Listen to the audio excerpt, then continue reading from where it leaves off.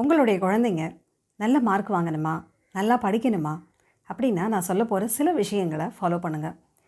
கண்டிப்பாக உங்கள் குழந்தைங்க நீங்கள் எதிர்பார்த்த மாதிரி நல்ல மார்க் வாங்கி நல்ல இன்ஸ்டியூஷன், நல்ல காலேஜஸில் கண்டிப்பாக அவங்களால சேர முடியும்.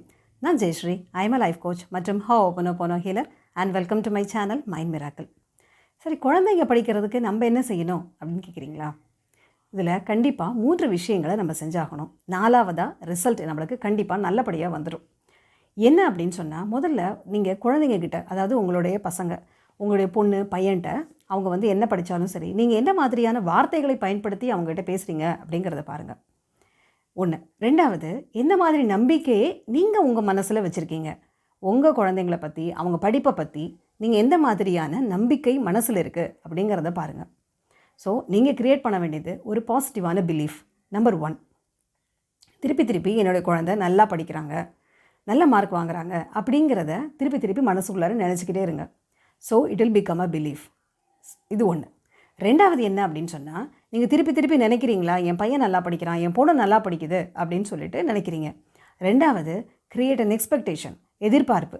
என்ன எதிர்பார்ப்பு? என் பசங்க நல்லா படிக்கிறாங்க, கண்டிப்பாக நல்ல மார்க்கு அவங்களுக்கு கிடைக்கும், அதனால் நல்ல இன்ஸ்டியூஷனில் நல்ல காலேஜில் அவங்களால சேர முடியும் அப்படிங்கிற ஒரு பாசிட்டிவான எக்ஸ்பெக்டேஷனை 2வதாக க்ரியேட் பண்ணுங்கள். ஸோ இது 2. 3வது என்ன அப்படின்னு சொன்னால், அது ஆக்ஷன்.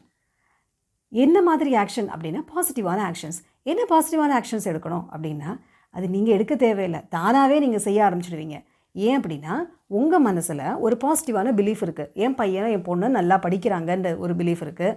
ஸோ நீங்கள் நல்லபடியாக அவங்க நல்ல மார்க் வாங்குவாங்கங்கிற எதிர்பார்ப்பும் உங்களுக்கு இருக்குது. அப்போது உங்களுடைய பிஹேவியர் எந்த மாதிரி இருக்கும், உங்களுடைய ஆக்ஷன்ஸ் எந்த மாதிரி இருக்கும்? ஏன்னா நம்மளுடைய பிலீஃப், நம்மளுடைய எக்ஸ்பெக்டேஷன் தான் நம்மளுடைய பிஹேவியரை டிசைட் பண்ணுது. அதாவது நம்ம எந்த மாதிரி, நம்முடைய நடவடிக்கைகள் எந்த மாதிரி இருக்குது அப்படிங்கிறத முடிவு பண்ணுது.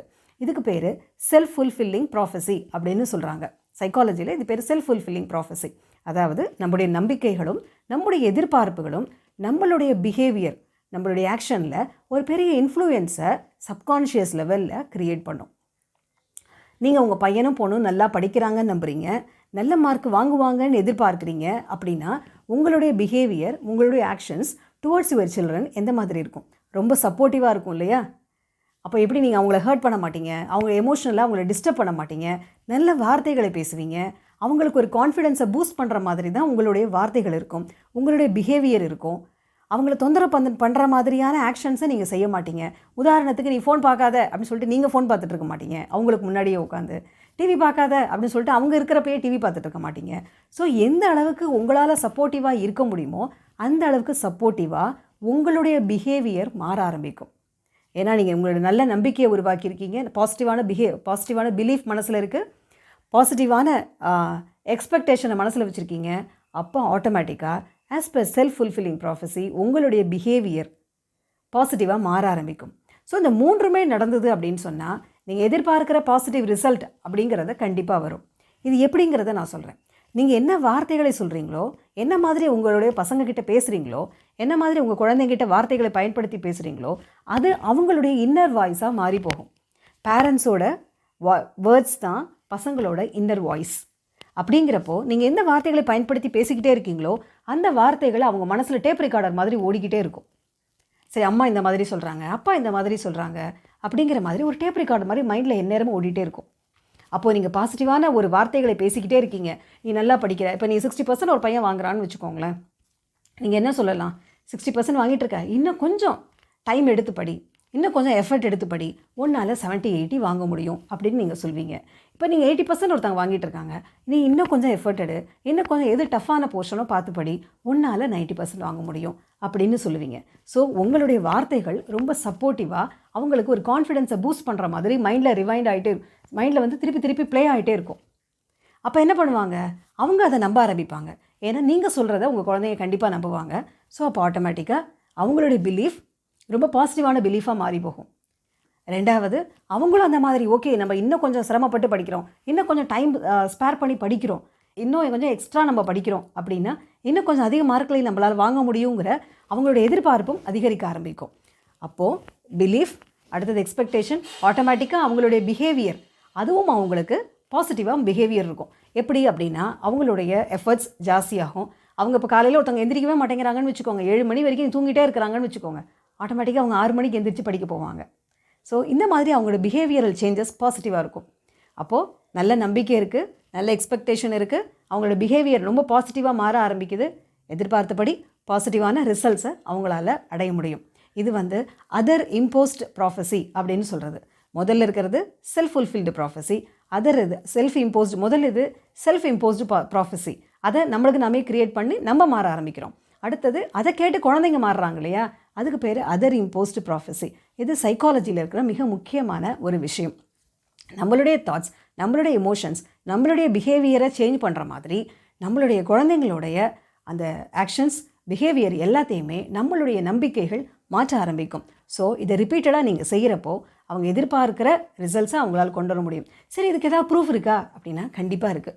நான் சொல்கிறது என்ன அப்படின்னா 1968 அமெரிக்காவில் நடந்த ரிசர்ச் இதை ப்ரூவ் பண்ணியிருக்கு. 1968 இதை பற்றி ஒரு ஆராய்ச்சி அமெரிக்காவில் நடந்தது. என்ன அப்படின்னு சொன்னால், ஒருத்தர் பேர் ரோசன்தால், அவர் சைக்காலஜி ப்ரொஃபஸர் ஹார்வர்ட் யூனிவர்சிட்டியில். இன்னொருத்தர் ஜேக்கப்சன் அப்படின்னு சொல்லிட்டு எலிமெண்ட்ரி ஸ்கூல் பிரின்சிபல். 2 பேரும் சேர்ந்து ஒரு ரிசர்ச் பண்ணாங்க. என்ன அப்படின்னா, ஒரு கிளாஸ் ரூமில் இருக்கிற பசங்களுக்கு ஒரு டெஸ்ட் வச்சாங்க. டெஸ்ட் வச்சுட்டு அதை ரெண்டாக பிரித்தாங்க அந்த ஸ்டூடெண்ட்ஸை. ஒருத்தங்க நல்ல ஹை ஐக்யூ இருக்கிறவங்க அப்படின்னு சொல்லிட்டு ரொம்ப புத்திசாலி பசங்க அப்படிங்கிற மாதிரி ஒரு செக்மெண்ட்டை பிரித்தாங்க. இன்னொருத்தங்க ஆவரேஜ் ஸ்டூடெண்ட்ஸ் அப்படிங்கிறத 2ஆக பிரித்தாங்க. இந்த ரிசல்ட்ஸை பசங்கக்கிட்ட சொல்லலை, அதை அந்த டீச்சர்ஸ் கிட்ட சொன்னாங்க. சரின்னு சொல்லிட்டு அதுக்கப்புறமா 8 மாதம் கழித்து திருப்பி போய் அந்த பசங்களை திருப்பி அந்த ஐக்யூ டெஸ்ட் பண்ணாங்க. அந்த புத்திசாலிகள்னு சொன்னாங்க இல்லையா, அவங்களுடைய ஐக்யூ இன்னும் அதிகமாக இருக்குது. இதில் என்ன ஆச்சரியம் இருக்குது அப்படின்னு கேட்குறீங்களா? அவங்க தான் ஏற்கனவே புத்திசாலிகள்னு சொன்னீங்களே அப்படின்னு சொல்கிறீங்களா? இதில் தான் அந்த ட்விஸ்ட் இருக்குது. என்ன அப்படின்னா, அந்த ஏற்கனவே அந்த அதிபுத்திசாலிகள்னு ஐக்யூ ஜாஸ்தி இருக்கிறவங்கன்னு பிரித்து போட்டாங்க இல்லையா, அதில் ஆவரேஜ் ஸ்டூடெண்ட்ஸும் நிறைய பேர் இருந்தாங்க. ஏன் அப்படின்னா, அவங்க ரேண்டமாக தான் போட்டாங்க. ஐக்யூ இருக்கிறவங்களையும் போட்டாங்க, ஐக்யூ கம்மியாக இருக்கிற அந்த டெஸ்ட் படி ஐக்யூ கம்மியாக இருந்தவங்களையும் அதில் போட்டாங்க. அதாவது ஆவரேஜ் ஸ்டூடெண்ட்ஸையும் அதில் மிக்ஸ் பண்ணியிருந்தாங்க. டீச்சர்ஸ் கிட்ட இந்த விஷயத்தை சொல்லலை. டீச்சர்ஸ் கிட்ட இவங்க எல்லாமே ஐக்யூ ஜாஸ்தி இருக்கிறவங்க, இவங்க எல்லாமே ஆவரேஜ் அப்படின்னு சொல்லியிருந்தாங்க.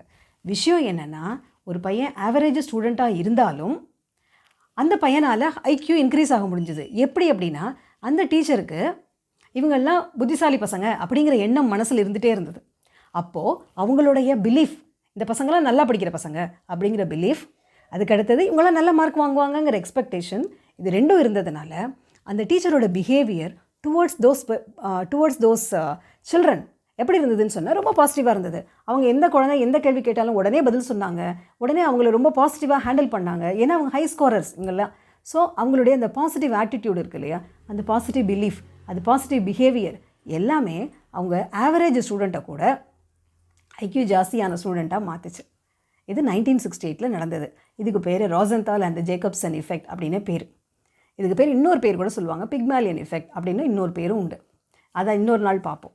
சரி, இதனால் நம்ம என்ன தெரிஞ்சுக்கிறோம் அப்படின்னு சொன்னால், நம்ம மனசில் பாசிட்டிவான பிலீஃப் இருக்குது, நம்ம மனசில் பாசிட்டிவான எக்ஸ்பெக்டேஷன் இருக்குது அப்படின்னு சொன்னால் நம்மளுடைய பிஹேவியர் நம்மளை குழந்தைங்களை பொறுத்த வரைக்கும் மாற ஆரம்பிக்கும். ஏன்னா நம்ம ரொம்ப பாசிட்டிவாக மாற ஆரம்பிப்போம். அவங்கக்கிட்ட ஹர்ட் பண்ணுற மாதிரி பேச மாட்டோம், எமோஷனலாக டிஸ்டர்ப் பண்ண மாட்டோம், அவங்களுக்கு ரொம்ப சப்போர்ட்டிவான ஆக்ஷன்ஸை நம்ம தொடர்ந்து செய்வோம். அப்போது நம்ம குழந்தைங்க அதை கண்டிப்பாக அதை அவங்க அக்செப்ட் பண்ணுவாங்க. ஓகே, நம்ம அம்மாவும் அப்பாவும் நம்ம மேலே ரொம்ப நம்பிக்கை வச்சுருக்காங்க, என்னால் அதை அடைய முடியும் அப்படிங்கிற பிலீஃபை அவங்க க்ரியேட் பண்ணுவாங்க. அவங்களோட எதிர்பார்ப்பும் அந்த மாதிரி பாசிட்டிவான எக்ஸ்பெக்டேஷனாக இருக்கும். அது ரெண்டும் இருக்கிறதுனால ஆட்டோமேட்டிக்காக அவங்களோட பிஹேவியர் மாற ஆரம்பிக்கும். எவ்வளோ நேரம் படிக்கணும், எதெல்லாம் படிக்கணுங்கிறத அவங்களே ஸ்ட்ராட்டஜி பிளான் பண்ணி படிக்க ஆரம்பிப்பாங்க. எந்த எக்ஸாமாக இருந்தாலும், நீட்டாக இருந்தாலும் சரி, ஜேஇயாக இருந்தாலும் சரி, எந்த விதமான காம்படிட்டிவ் எக்ஸாம்ஸாக இருந்தாலும் அவங்களால ஸ்கோர் பண்ண முடியும். ஏன் அப்படின்னா, they gained belief and they gained the expectation. இது எல்லாமே மனசில் வந்துட்டதுனால அவங்களால எந்த மாதிரியான காம்படிட்டிவ் எக்ஸாம் இருந்தாலும் அவங்களால தைரியமாக ஃபேஸ் பண்ணி நல்லா எழுதி நல்ல மார்க் வாங்க முடியும். இந்த வீடியோ உங்களுக்கு பிடிச்சிருந்ததுன்னா லைக், ஷேர் அண்ட் சப்ஸ்கிரைப் பண்ணுங்கள். இந்த வீடியோவை கடைசி வரைக்கும் பார்த்த அனைவருக்கும் என்னுடைய நன்றி.